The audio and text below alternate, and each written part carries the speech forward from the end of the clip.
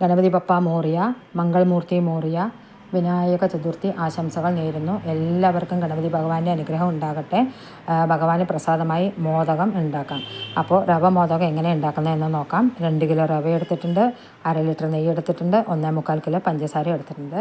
പാത്രം അടുപ്പിൽ വെച്ച് റവയൊന്ന് പൊടിച്ചതിന് ശേഷം കുറേശ്ശെ ആയിട്ടിട്ട് വറുത്തെടുക്കാം. അല്പം നെയ്യ് ചേർത്ത് വേണം വറുക്കണമെങ്കിൽ.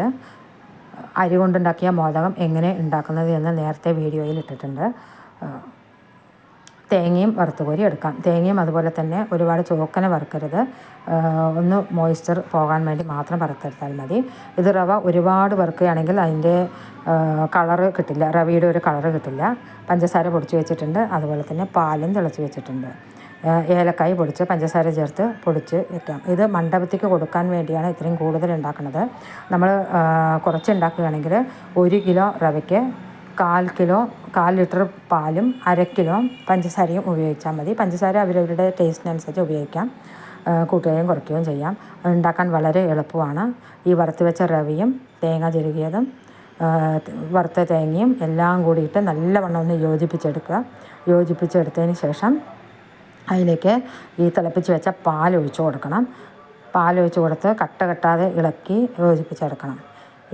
അതിന് ശേഷം മാത്രമേ നമ്മൾ അടുപ്പിൽ വെക്കാവൂ, അല്ലെങ്കിൽ കട്ട കുത്താൻ സാധ്യതയുണ്ട്.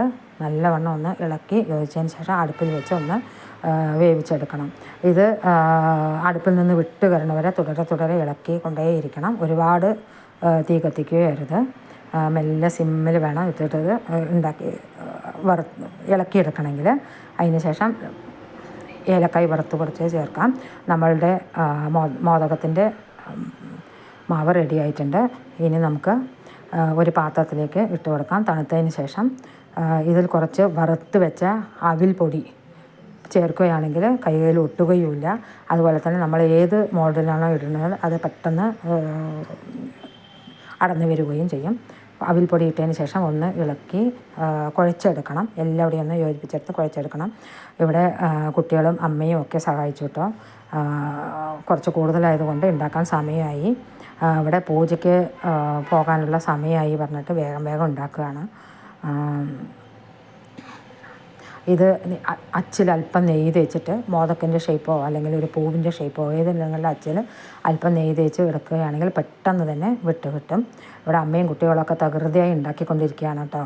അപ്പോൾ പൂജയ്ക്ക് പോകാൻ സമയമായി, 7:30 പൂജയാകും. അപ്പോൾ ഞങ്ങൾ പൂജയ്ക്ക് പോയിട്ട് വരാം.